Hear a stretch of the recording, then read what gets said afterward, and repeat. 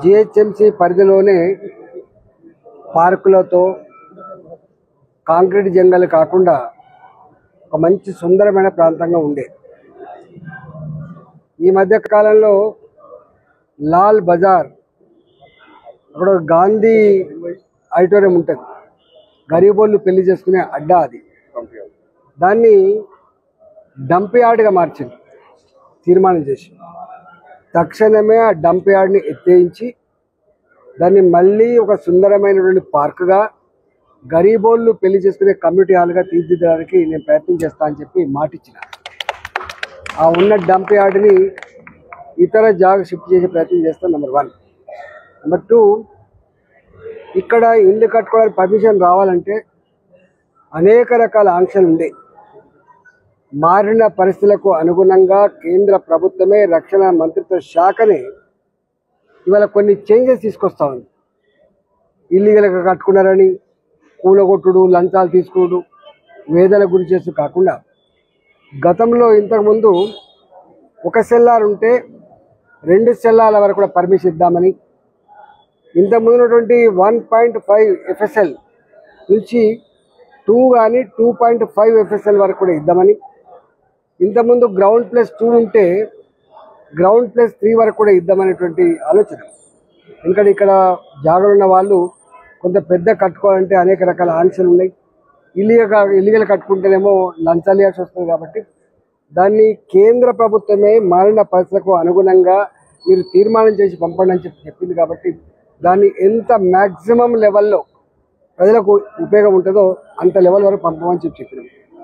అంటే ఇక్కడ 516 బోర్లు, ఏ బస్తీకి ఆ బస్తీ, ఏ కాలనీకి ఆ కాలనీ మోటార్లు పెట్టుకొని నడుపుకుంటారు నీళ్లు. అంటే ఎంత నీళ్ళు అయితే అవసరం ఉందో అంత నీళ్లు రావట్లే. కాబట్టి ప్రజలకు ఇతరత్ర కార్యక్రమాల కోసం ఈ మోటార్లు వాడుకునేటువంటి ఆస్కారం ఉంటుంది. కాబట్టి ఈ ఎండాకాలం అయితే అవసరమైన కంటోన్మెంటే కరెంటు బిల్లులు కట్టి, గతంలో రాష్ట్ర ప్రభుత్వమైనా లేదా కంటోన్మెంట్ అయినా ప్రభుత్వ పరంగా నడిచేటువంటి బోర్లన్నీ కూడా బిల్లు కట్టకపోతుండే. కానీ ఇప్పుడు గ్రామాలలో కూడా కట్టే పరిస్థితి వచ్చింది, ఇక్కడ కూడా కట్టే పరిస్థితి వచ్చింది. డిస్కామ్లు అంతా దివాళా తీస్తూ ఉంది. కాబట్టి అవసరమైతే మనమే కరెంటు బిల్లు కట్టి ఆ బోర్లన్నీ కూడా నడిపి నీళ్ళ సమస్య లేకుండా ఎండాకాలం చూడాలని చెప్పి కూడా మేము చెప్పడం జరిగింది. మొన్న రక్షణ శాఖ మంత్రి గారిని కలిసిన, ఇక్కడ సఫాయి కర్మచారులు, మోడీ గారేమో దేశంలో సఫాయి కర్మచారులు వాళ్ళ బతుకులు పనంగా పెట్టి ఇవాళ ప్రజల ఆరోగ్యాన్ని కాపాడుతున్నారని, కరోనా కష్టకాలంలో హెల్త్ వర్కర్స్ ఉన్న వాళ్ళు వాళ్ళ ప్రాణాలను పనంగా పెట్టి వాళ్ళు కాపాడాలని చెప్పి వాళ్ళ కాళ్ళు కడిగింది. అలాంటి సఫాయి కార్మికులు చనిపోతే కంపాషనేట్ అపాయింట్మెంట్స్కు 5% ఏ సీలింగ్ అయితే ఉండదో 1 టైం ఆ సీలింగ్ ఎత్తేయాలి. ఎంతమంది అయితే కంపాషనేట్ పోస్టుల కోసం ఎదురు చూస్తున్నారో వాళ్ళకు ఉద్యోగాలు ఇవ్వాలని చెప్పి నేను ప్రతిపాదన పెట్టిన. 99% వాటి ఆ పేదలకి రూపాయి ఖర్చు లేకుండా ఆ కంపాషనేట్ పోస్టులు ఇప్పించే ప్రయత్నం చేస్తా అని చెప్పి ఇవాళ తెలియజేస్తా ఉన్నాం.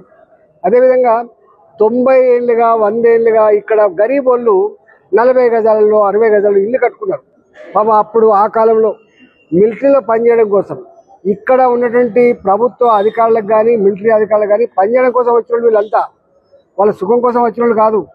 గా కాలంలో వీళ్ళకు 99% లీజుకు 30 గజాలు 40 గజాలు 60 గజాలు ఈ జూబ్లీ బస్ స్టాప్ పక్క పంటే ఇచ్చారు. వాళ్ళకు నోటీసులు ఇస్తాను.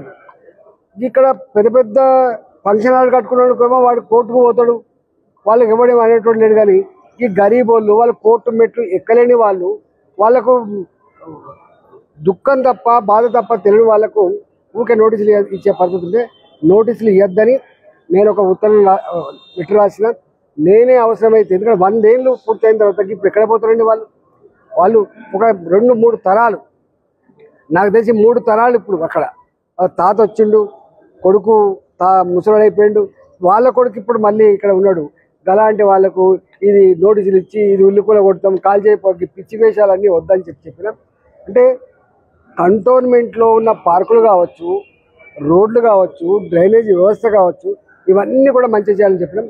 ఇక్కడ వాజ్పేయి గారు కట్టించిన ఇల్లు ఉన్నాయి. ఇక్కడ ఆ ఇల్లు మెట్లు మొత్తం రాడ్లు తేలినాయి, జంగ్ వస్తూ ఉంది, మొత్తం బిచ్చలు ఊడిపోతూ ఉంది, ఇల్లు కూడా చక్కగా మెయింటెనెన్స్ లేక అదవుతుంది. అలా 20 ఉంటే ఒకటి మంచిగా లేకపోయినా 20 కూలిపోయే ప్రమాదం ఉంది. లోపలనేమో మంచుకుంటానే బయటనేమో మంచిగా లేదు. వాళ్ళ పైసలు లేవు. నేను మొన్న పోయి చూస్తే పైసలు లేవు. అక్కడ నీళ్ళ పైప్ లైన్లు కానీ, డ్రైనేజ్ పైప్ లైన్లు కానీ, రోడ్లు కానీ, ఆ ఇండ్లు కూడా బాగు చేయడం కోసం కూడా డబ్బులు పెట్టమని చెప్పారు. వాళ్ళ దగ్గర డబ్బులు లేవు. పాపం పోయి 50 లక్షలు, కోటి రూపాయలు అయితే మళ్ళీ కొంచెం రిపేర్ చేయిస్తే మంచిగా చేయిస్తే కొంత ఇంకో 10 ఏళ్ళు 20 ఏళ్ళ సర్వీస్ ఉంటుంది. కాబట్టి అలాంటి వాటి కోసం కూడా ప్రతిపాదన పెట్టాం. ఒక్క మాటలో చెప్పాలంటే కంటోన్మెంట్లో ఉన్న వాళ్ళు ఉంటారు, కానీ గరీబుల గురించి కూడా తప్పకుండా చూడాలనేటువంటి ఆలోచన కంటోన్మెంట్ బోర్డు నిరంతరంగా ఆలోచించాలని చెప్పినాం. కాబట్టి ఇక్కడ ఉన్న వాళ్ళకు కరెంటు సప్లై చేయకుండా, ఇక్కడ ఉన్న వాళ్ళకు టాయిలెట్ కట్టుకోకుండా, ఇక్కడ ఉన్న వాళ్ళకు ఏ సౌకర్యం లేకుండా వాళ్ళొక బానిస లెక్క చూసే మనస్తత్వం మంచిది కాదు.